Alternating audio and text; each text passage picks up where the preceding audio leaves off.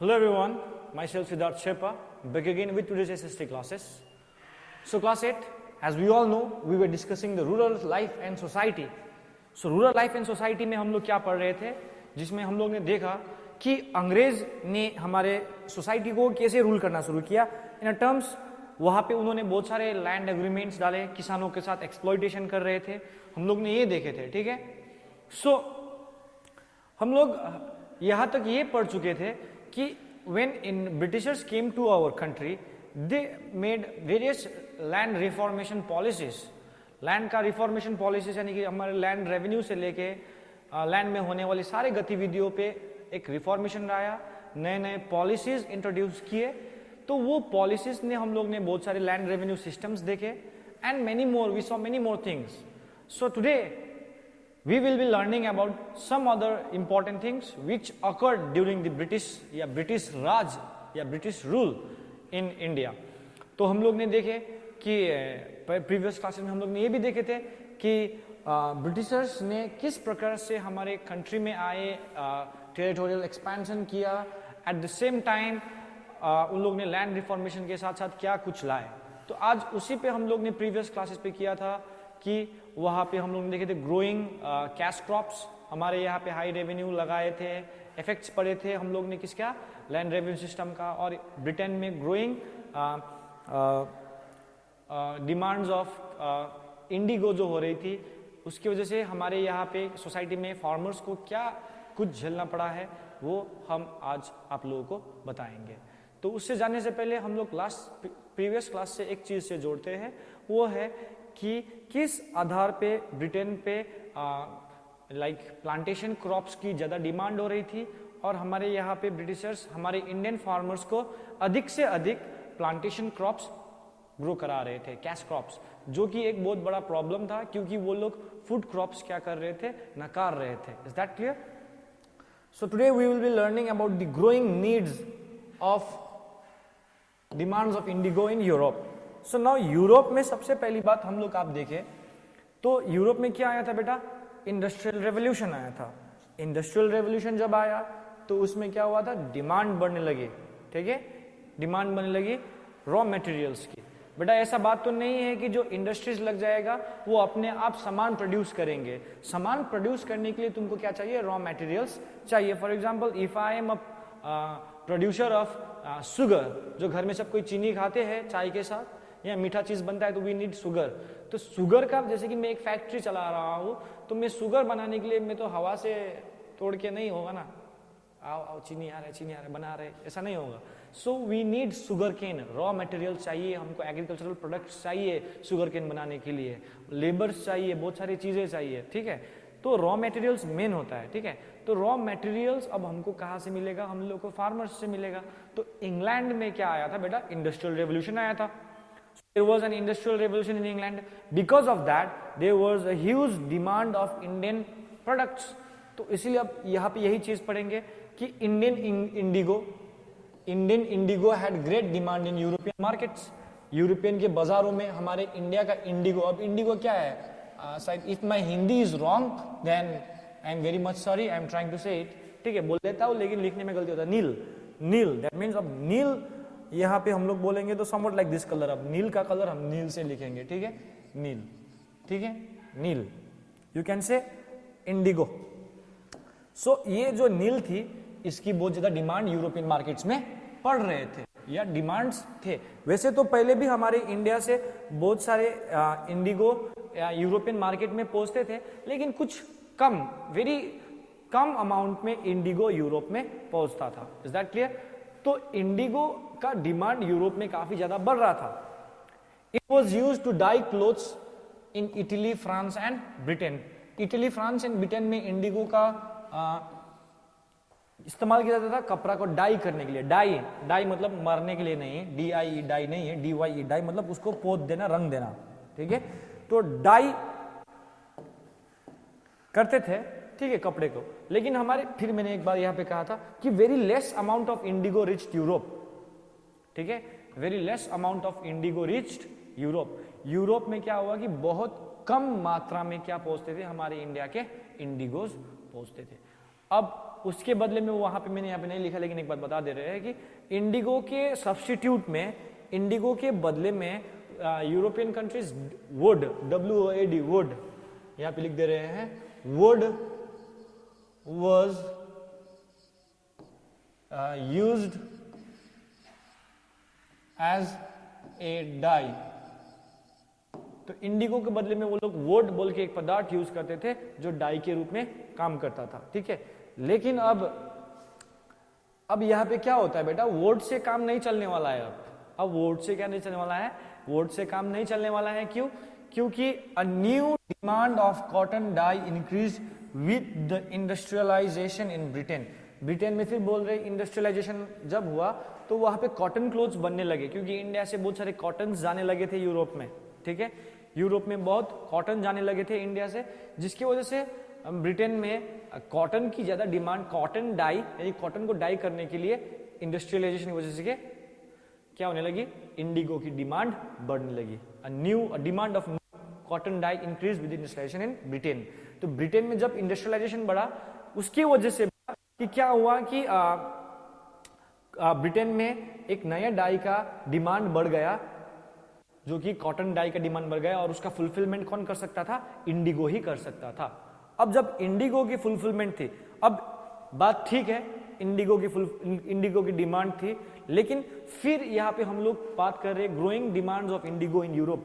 तो इंडिगो में, यूरोप में इंडिगो का डिमांड काफी ज्यादा बढ़ गया बेटा, काफी ज्यादा इंक्रीज हो गए। उसके पीछे कारण ये था बेटा, अब देखो, क्योंकि अब इंडिया ही केवल इंडिगो का सप्लायर बन जाते थे, अब इंडिया के अलावा अदर कंट्रीज भी क्या कर रहे थे, इंडिगो सप्लाई कर रहे थे। जैसे कि demand of Indigo from India increase rapid. अब क्या होने लगे कि अदर कंट्रीज तो सप्लाई कर रहे थे, लेकिन साथ साथ इंडियन इंडिगो का डिमांड काफी ज्यादा बढ़ गया। And means demand for Indian Indigo increase rapidly. Demand for Indian Indigo increase rapidly. कहने का मतलब ये हुआ कि इंडियन इंडिगो का डिमांड काफी तेजी से यूरोप में बढ़ने लगी, because existing supply from West Indies and American collapsed. तो ब्रिटेन का कॉलोनी था West Indies, Caribbean islands and America में भी ब्रिटेन का कॉलोनी था, तो वहां पे भी वो लोग इंडिगो खेती करा रहे थे। क्या करा रहे थे, इंडिगो खेती करा रहे थे, जिसकी वजह से वो लोग इंडिगो का सप्लाई पूरा कर पा रहे थे। लेकिन दुर्भाग्यवश वहां पे क्या होता है, वेस्ट इंडीज और अमेरिका में इंडिगो का कोलैप्स होता है। जब इंडिगो कोलैप्स होता है, सप्लाई कोलैप्स होता है, तो सारा भार अब किसके ऊपर पड़ रहा है, इंडियन फार्मर्स के को पड़ रहा है, जो कि इंडियन फार्मर्स अब क्या करेंगे कि इंडिगो की सप्लाई करेंगे। Is that clear? Is that clear?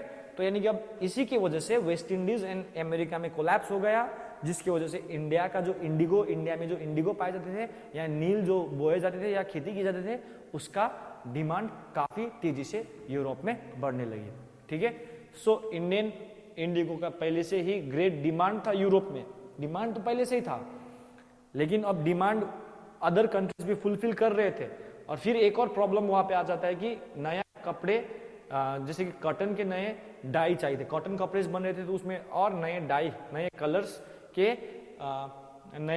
के इंडिगो कलर करने के लिए कॉटन डाइज के लिए चाहिए थी, तो उसका डिमांड अब इंडिगो पूरा कर सकता है।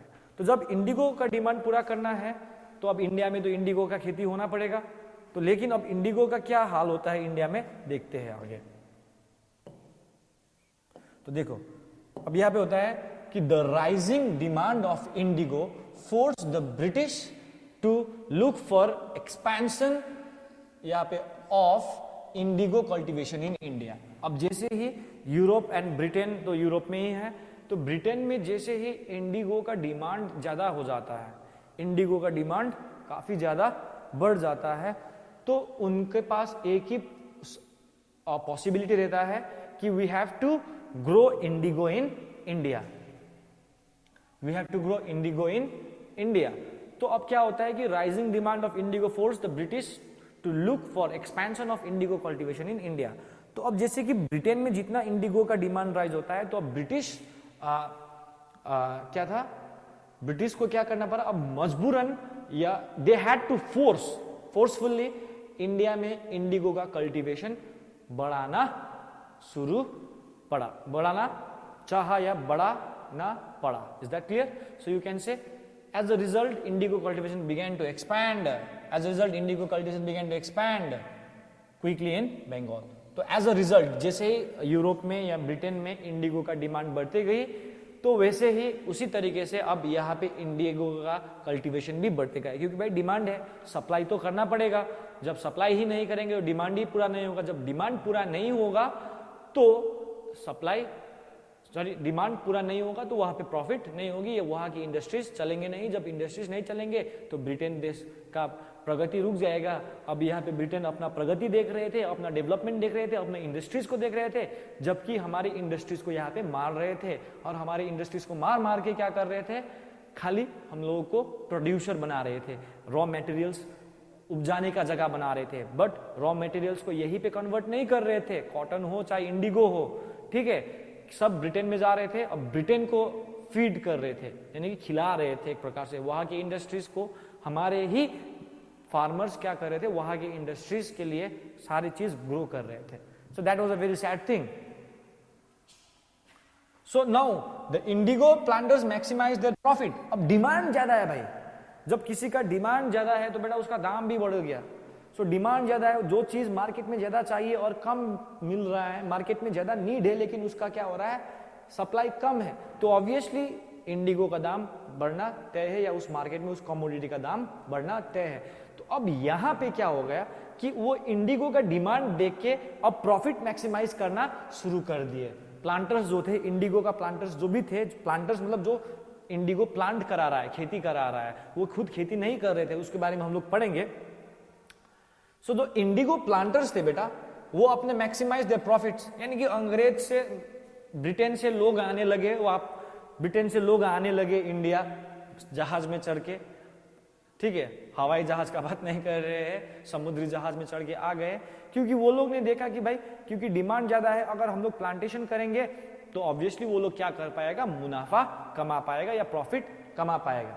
तो इंडिया में ऐसे बहुत सारे ऑफिशियल्स भी थे, ईस्ट इंडिया कंपनी या ब्रिटेन गवर्नमेंट के जो भी ऑफिशियल्स थे, काम करने वाले ऑफिशियल्स, वो लोग ने अपना जॉब तक छोड़ दिए बेटा। क्यों जॉब छोड़ दिए? क्योंकि जॉब में फायदा नहीं देखा और and engaged in Indigo trade, अपने आप को किस में डाल दिए, इंडिगो ट्रेड में अपने आप को शामिल कर लिए या उसमें इंगेज हो गए। क्यों? क्योंकि इंडिगो ट्रेड से क्या हो रहा था, ज्यादा मुनाफा कमा पा रहे थे। They were able to earn more profit through indigo trade, so they give up their jobs, official jobs छोड़ दिए और किस पे लग गए भाई, इंडिगो ट्रेड, इंडिगो का ट्रेड करने में लग दिए। तो लेकिन अब यहाँ पे indigo indigo indigo indigo all the time यहाँ पे इंडिगो का ही बात हो रहा है। तो मैंने पिछले वीडियो में भी बताया था कि इंडिगो का भाई नाम याद कर रख लेना, क्योंकि इंडिगो काफी इंपॉर्टेंट कैश क्रॉप रहा है ब्रिटेन के लिए, और उससे हमारे इंडियन फार्मर्स को क्या परिस्थिति झेलना पड़ा है वो भी हम लोग पढ़ते जाएंगे, ठीक है। अब फिर इंडिगो इंडिगो इंडिगो, तो अब इंडिगो कहाँ से खेती होगा, कैसे खेती होगा, तो हम लोग ने देखा था कि बंगाल में ये क्या हो रहा था, क्विकली एक्सपैंड होता है। लेकिन अब खेती कैसे करेंगे, अब हम लोग खेती कैसे करेंगे, तो खेती करने का दो तरीके थे बेटा। There were two system of indigo cultivation known as nij and raiyati, both the system were in favour of the British. Okay, अब ये लाइन समझो, ब्रिटिश किस मोटिव से खेती कर रहे थे इंडिगो, क्योंकि उसका डिमांड ब्रिटेन में ज्यादा था। Is that clear? अब कहा जाए तो ब्रिटेन में उसका डिमांड ज्यादा था, इसलिए वो लोग खेती कराना चाह रहे थे। अब खेती करने से तो क्या होता है कि बेटा फॉर एग्जाम्पल जब हम लोग खेती करेंगे तो खेती का क्या होता था बेटा कि खेती करेंगे तो भाई उसमें कुछ किसानों को भी बचना चाहिए, कुछ प्लांटरों को भी बचना चाहिए। लेकिन अब वो लोग ने जो इंडिगो खेती किया उसने दो सिस्टम में बांटा गया था, एक था नीज और एक था रॉयती सिस्टम। रॉयती सिस्टम और क्या था, नीज सिस्टम था। लेकिन दोनों सिस्टम थे, दोनों सिस्टम के बारे में हम लोग डिस्कस करेंगे। दोनों सिस्टम थे, बोथ सिस्टम किस में थे, ये ब्रिटिशर्स के फेवर में थे। इस सिस्टम से हमारे इंडियन फार्मर्स को कोई बेनिफिट नहीं मिला, ठीक है। इस सिस्टम से हम लोग को, हमारे फार्मर्स को कोई बेनिफिट नहीं मिला। हाँ, नीज में थोड़ा अलग है, रॉयती थोड़ा अलग है, लेकिन दोनों समझाएंगे तो अब तुम लोग को समझ में आएगा कि ये दोनों में हमारे फार्मर्स को क्यों बेनिफिट नहीं था। Is that clear? I hope यहां तक समझ में आ गया होगा कि इंडिगो का डिमांड कैसे बढ़ा बेटा, क्योंकि इंडस्ट्रीज फ्लरिश हो रहे थे इंग्लैंड में, यूरोप में, जिसकी वजह से एक नए कॉटन डाई, कॉटन के कपड़े के लिए एक नए कलर चाहिए थी, कॉटन कपड़े आ गए, कॉटन कपड़े के लिए डाई चाहिए थी, अब वो वुड फुलफिल नहीं कर रहा था, तो इसलिए इंडिगो का डिमांड बढ़ गया। राइजिंग डिमांड इन यूरोप में बहुत ज़्यादा डिमांड हो गया, जिसकी वजह से क्या हुआ बेटा कि हमारे इंडियन इंडिगो तो पहले से डिमांड में थे, यूरोप में मार्केट डिमांड थे, लेकिन ज़्यादातर नहीं पहुँचते थे, कम ही पहुँचते थे। अब ज़्यादा प्रेशर आ गया इंडियन पे कि इंडिया को अब इंडिगो का डिमांड फुलफिल करना ही पड़ेगा। अब फुलफिल इसलिए भी करना पड़ा क्योंकि अदर इंडिगो सप्लायर्स जैसे वेस्ट इंडीज और अमेरिका में भी इंडिगो का सप्लाई कोलैप्स हो गया। अब तो और ज़्यादा प्रेशर आ गए। अब जब प्रेशर आ गए तो इंडिगो का डिमांड बढ़ने लगे ब्रिटेन में। जब ब्रिटेन में इंडिगो का डिमांड बढ़ने लगे तो क्या होने लगे कि सबने देखा कि इस ब्रिटेन ये इंडिगो ट्रेड में बहुत फायदा है, तो बहुत सारे लोग इंडिया आए। इंडिया में आने के बाद वो लोग ने इंडिगो का प्लांटेशन शुरू कर दिए, और इवन ब्रिटिश ऑफिशियल्स जो ऑफिसर्स वगैरह थे वो लोग ने भी क्या किए है कि they also left their job छोड़ दिए और किसके प्रति लग गए, इंडिगो प्लांटेशन करने के प्रति लग गए। तो इंडिगो दो प्रकार के खेती का सिस्टम में किया जाता था, एक था निज, एक था रोयती। तो निज यानी कि निजी संपत्ति, अपना संपत्ति, तो अपने खेती अपने संपत्ति यानी कि निजी अपना है, तो उसी के आधार पे हम लोग ये दो सिस्टम पढ़ेंगे, ठीक है। So the first system we will be discussing is the nij system. क्या सिस्टम थे? नीज सिस्टम। तो नीज सिस्टम में क्या था बेटा, the planters produced indigo in lands which they directly controlled. तो प्लांटर्स, अब यहां पे प्लांटर्स का मतलब है, प्लांटर्स क्या था यहां पे ब्रिटिश है, ठीक है। प्लांटर्स का मतलब यहां पे समझो कि कौन है, ब्रिटिश है। प्लांटर्स कौन है, ब्रिटिश है।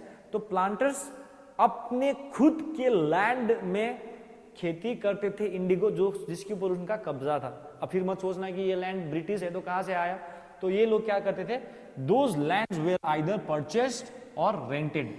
तो ब्रिटेन को, अब देखो भाई बाहर से तो लोग आए खेती करने के लिए, बाहर से तो लोग आए खेती करने के लिए। अब खेती करने का समय आया तो वो लोग ने देखा कि भाई अब खेती कैसे करेंगे, भाई खेती करना है, प्रॉफिट कमाना है, तो सबसे पहले चीज क्या चाहिए, हम लोगों को लैंड चाहिए, ठीक है। तो वो लोग नीज, इसीलिए नीज सिस्टम कहा जाता है कि प्लांटर्स जो ब्रिटिश प्लांटर्स थे वो लोग ने अपने लैंड पे किए हैं ऐसे लैंड जो डायरेक्टली वो लोग क्या करते थे, कंट्रोल्ड करते थे, यानी कि डायरेक्टली लैंड जिसके ऊपर ब्रिटिश का अधिकार था वैसे लैंड पे वो लोग क्या करते थे, इंडिगो का प्लांटेशन करते। समझ में आएगा, सिंपल है, ठीक है। और those lands were either purchased, अब डायरेक्टली अपना था लैंड, तो फिर वो ब्रिटिशर से तो वो लोग को लैंड कैसे मिला, तो ब्रिटिशर को लैंड कैसे मिला, those lands were either purchased और रेंटेड, यानी कि ये लैंड या तो परचेस किए गए थे या क्या किए गए थे, रेंट में भाड़े में लिया था, या तो वो लैंड ब्रिटिशर्स ने खरीदे थे, ठीक है। Is that clear? It's okay. They hired labourers and produced Indigo directly. तो यहाँ पे वो लोग क्या करते, लेबर्स को हायर करते कि बोलते कि भाई मैं इंडिगो प्लांटेशन करने वाला हूं, मैं तुम लोगों को इतना पैसा दूंगा, तुम मेरे लिए खेती करो। तो यानी कि लेबर्स को वो लोग ने क्या किया कि हायर किया, जॉब पे रखा, क्या करने के लिए, इंडिगो प्लांटेशन करने के लिए, ठीक है। यहां पे भी बहुत सारे प्रॉब्लम्स आते हैं बेटा, अब यहां पे बहुत सारे प्रॉब्लम्स आते हैं, प्रॉब्लम्स बहुत होते हैं बेटा, ठीक है। प्रॉब्लम्स तो राइज करेंगे ही। अब प्रॉब्लम्स क्या था बेटा कि मैं बता रहा हूं, ठीक है। यहाँ पे मैं कहा पे, यस, तो प्रॉब्लम यहाँ पे देखो मैं बता रहा हूं प्रॉब्लम क्या था। तो प्रॉब्लम्स जो थे, प्रॉब्लम्स इन, ये सिंपल प्रॉब्लम है, ये सिंपल प्रॉब्लम है। नीज के साथ जो प्रॉब्लम था मैं ये बता दूंगा। Problems in nij system, nij system में प्रॉब्लम क्या था कि सबसे पहली बात तो था lack of lands, lack of lands. Lack of lands मतलब बेटा कि वो लोगों को प्लांटर्स तो थे, प्लांटर्स को जमीन मिल पाना मुश्किल पड़ता था, जमीन मिल पाना मुश्किल पड़ता था, ठीक है। जमीन मिल पाना इसीलिए मुश्किल पड़ता था क्योंकि most of the Indian farmers cultivated rice, food crops, ठीक है। तो इसीलिए वो लोग को लैंड मिल पाना मुश्किल था। अगर लैंड मिलता भी तो वो लोग को lack of fertile land, lack of fertile land, lack of fertile land, lack of fertile land मतलब कि वो लोगों को फर्टाइल लैंड मिल पाना मुश्किल था, क्योंकि अब इंडियन फार्मर्स क्या करते थे, अपने फर्टाइल लैंड पे क्या ग्रो करते थे, फिर राइस ग्रो करते थे। फिर तीसरा चीज लेबर्स। लेबर्स जो होते थे बेटा कि लेबर्स एक प्रॉब्लम था कि लेबर्स मिल पाना फिर दिक्कत होता था प्लांटर्स को, क्योंकि प्लांटर्स जो लेबर्स थे वो लोग अपने खेतों में भी अक्सर समय में व्यस्त रहते थे, फसल काटने में, राइस काटने में, ये सब करने में। लेकिन अब फसल काटने के समय में लेबर्स मिल पाना क्या होता था, थोड़ा दिक्कत होता था किनको, प्लांटर्स को। तो ये सब प्लांटर्स जो थे अब ये प्रॉब्लम्स फेस करने पड़े, क्योंकि यहाँ पे वो लोग अपना पैसा इन्वेस्ट कर रहा है, अपना मशीन, टूल्स, सीड्स सब कुछ अपना कर रहा है, लेबर्स के लिए भी पैसा खर्च कर रहा है, लैंड के लिए भी पैसा खर्च कर रहा है, अब उस ऊपर से लैक ऑफ फर्टाइल लैंड। और एक चीज यहाँ पे बता दे बेटा कि जो इंडिगो होता है ना बेटा, इंडिगो प्लांट ऐसा प्लांट था जो कि एक सोयल का फर्टिलिटी क्या कर देता था बट एग्जॉस्ट कर देता, खत्म कर देता था, मतलब थका देता था एक प्रकार से सॉइल को। किस कैसे? क्योंकि इंडिगो प्लांट का जो रूट्स होते हैं बेटा वो काफी डीप जाते हैं, तो उसकी वजह से क्या होता था बेटा कि it use to take up all the fertility of the soil. Because of that land फिर एक साल के लिए क्या होता था, अनफर्टाइल रहता था, उसमें फर्टिलिटी कम होता था। और ये लोग चाह रहे थे कि जितना फर्टाइल सोइल में इंडिगो ग्रो करेंगे बेटा उतना ही ज्यादा क्या होगा, इंडिगो का प्लांट अच्छा वो देगा, हार्वेस्ट देगा। सो ये सब प्रॉब्लम्स वो लोग फेस कर रहे थे किस सिस्टम में, नीज सिस्टम में, ठीक है। तो सो नाउ दे थॉट कि अब ये नीज सिस्टम के अलावा they sort out for different system, और डिफरेंट सिस्टम में से एक सिस्टम निकला था, वो था आप लोगों का रैयती सिस्टम। अब ये रैयती सिस्टम क्या है तुम लोग समझो। अब इससे बहुत प्रॉब्लम्स होता है हमारे इंडियंस को, ठीक है, प्रॉब्लम्स तो सब जगह होती थी। ये रैयती सिस्टम ने हमारे इंडियंस को क्या किया कि काफी ज्यादा मतलब परेशान किया है। It was a contract based system. अब कॉन्ट्रैक्ट बेस्ड सिस्टम था, क्या था, कॉन्ट्रैक्ट, समझौता वाली बात थी। इसमें ये लोग डायरेक्टली क्या करते थे, रैयत्स, तो हम लोग ने पढ़े थे रैयत वाले सिस्टम में। रैयत्स कौन होते थे बेटा, रैयत जैसे कि लैंड लॉर्ड्स होते थे, छोटे छोटे स्मॉल लैंड होल्डिंग। तो raiyats were forced by planters to grow indigo. तो रैयत्स को जबरदस्ती क्या करने लगे, प्लांटर्स ने फोर्स किए क्या करने के लिए, इंडिगो ग्रो करने के लिए। क्या ग्रो करने के लिए, इंडिगो ग्रो करने के लिए। They were made to sign the agreements, made to sign agreement. तो इसको सट्टा भी बोला जाता था। जैसे फॉर एग्जाम्पल बता समझा रहे हैं, it was different from nij as land was owned by peasants but the capital was invested by planters. तो फॉर एग्जाम्पल आप लोग जैसे कि गांव में देखते हो, there is a person who holds 20 mango trees, okay, बगान है, मैंगो का बगीचा है। तो उसके लिए एक ट्रेडर आता है, बोलता है कि मैं आपका सारे मैंगो का, I will by all your mangoes. अब बेसिक मान लो उसने पेड़ ही खरीद लिया है, यानी कि उस पेड़ में जितना भी मैंगोज होता है कुछ रेट में वो क्या कर लेता है, खरीद लेता है। बोलता है कि जितना मैंगो उगेगा यहाँ पे हम खरीद लेंगे, लेकिन उसके बदले में किसान को वो सारे मैंगो का पैसा दे देता है और वो समय से आके मैंगो को उठा के चला जाता है। तो वो एक एग्रीमेंट हुआ ना। तो यहाँ पे हाँ, उस मैंगो को फसल अच्छा हो, मैंगो अच्छे से खिले, उसके लिए दवाई, ये सब का पैसा वो ट्रेडर पहले ही एडवांस में दे देता है। और उस एडवांस से वो किसान जो जिसका मैंगो है वो उसका देख रेख करेगा, उसका चौकीदारी भी करेगा, सब कुछ करेगा, चोरी करने से बचाता है। जैसे कि बच्चे लोग मैंगो के सीजन में वो चोरी करते हैं, तो फॉर एग्जाम्पल वैसा ही एक एग्रीमेंट होता था। तो कैसे agreement, they were made to sign the agreement. अब इसमें ये डिफरेंट था नीज से।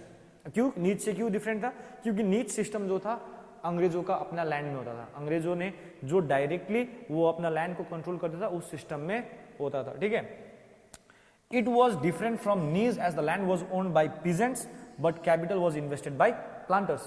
तो ये लोग ने बोल दिए कि तुम लोग मेरे सट्टे पे आ गए, ठीक है, समझौते पे आ गए, और समझौते पे आने के बाद, ठीक है, समझौते के आने के बाद क्या होता है कि हम कैपिटल देंगे, सीड्स देंगे, टूल्स देंगे, ठीक है, तुम खेती करोगे, लेकिन जो फसल होगा वो सब मेरा होगा, क्योंकि पैसा हम दिए है, सब कुछ हम किए हैं, तुमको पैसा वगैरह दे दिए, लोन वगैरह दे दिए, एग्रीमेंट हो गया, तुम खेती करोगे, उसमें से सारा फसल मेरा होगा और फसल का प्राइसेस हम पे करेंगे, यानी कि फसल का आधा पैसा दिए, जैसे भी करके एक एग्रीमेंट होता है, वो हम अगले वीडियो में पढ़ेंगे. So this was it, raiyati. So now this system was little bit oppressive. ये क्या था? This was little bit oppressive system. ये किसानों को दबाया गया था इसमें, देखो जबरदस्ती. देवर कॉन्ट्रैक्ट बेस्ड सिस्टम था. ये कॉन्ट्रैक्ट भी अब ब्रिटिश को ही फेवर करता था. कैसे फेवर करता था we will discuss further in the next video. तो रॉयट्स जो थे इनको फोर्स किया गया प्लांटर्स ने कि तुम लोग इंडिगो ही ग्रो करो.